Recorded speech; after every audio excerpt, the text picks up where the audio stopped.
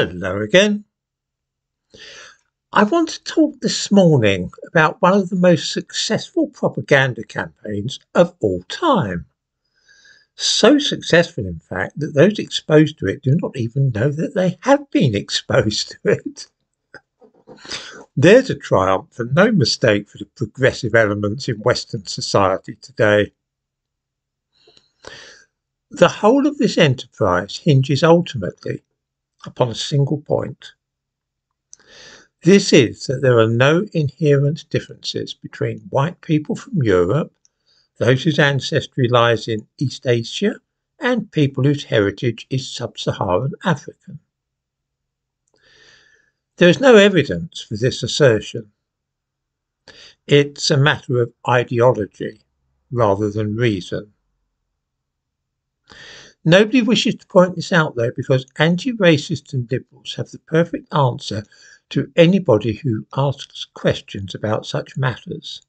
It is simply this: that anyone who believes, or indeed even merely suspects, that some differences between people from the continents of Asia, Africa and Europe are real and measurable must be a white supremacist who hates black people.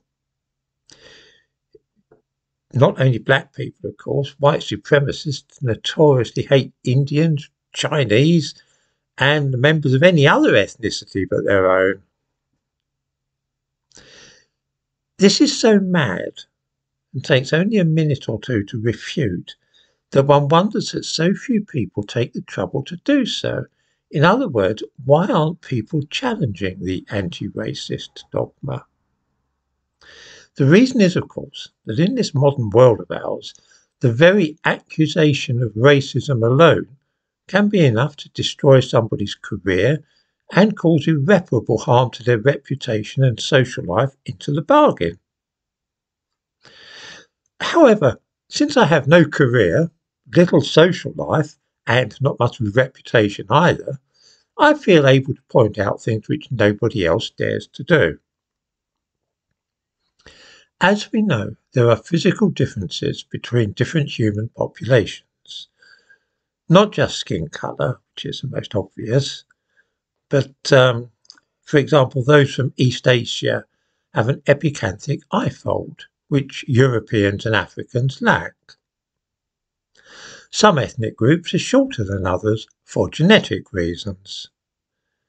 The pygmies of the Congo are an average of a foot or so shorter than people in Britain. This is connected with genes controlling growth hormones. It is inbuilt to that ethnic group. Here's a question. Do you think that any white people in Europe or America hate pygmies because they are a bit shorter than we are? Seriously. I am quite confident in asserting that this is not the case at all. We recognise a difference and simply accept it without becoming white supremacists or making pygmies an object of hatred. They are naturally shorter than we are, and that's all. This is a neutral fact. Some people assert that those from East Asia are a few points higher than white Europeans in their average IQ. Now, this isn't certain. I've covered some of the supposed evidence for this claim and pointed out that it's weak. So this is not something that I'm asserting is definitely so. I'm saying some people believe it, others suspect it. It's not certain, but without doubt, it is possible. Possible, that is, that Chinese people have a higher average IQ than white Europeans. Does anybody think that Chinese people would hate us if this were proved to be true? It doesn't sound likely, does it? Why would they hate us because of that? It is also possible, although by no means certain, that people whose ancestry lie in sub-Saharan Africa have IQs which are a few points lower than those of white people from Europe. If this were proved to be the case, does anybody really think this would cause white people to hate those who are black? Why would it, any more than it would cause Chinese people to hate those who are white? It makes no kind of sense at all.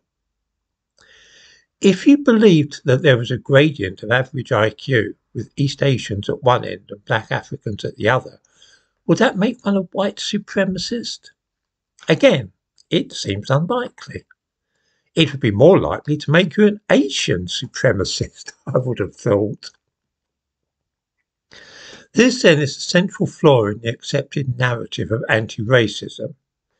The idea that if one were to be convinced that there was some cognitive difference between ethnic groups, that one would automatically start hating anybody whose IQ was slower, a little bit below your own, was slightly slower intellectually.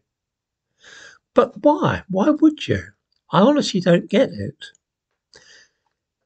Do we generally hate people just because we suspect that their IQ and ours might differ by 5 points or so?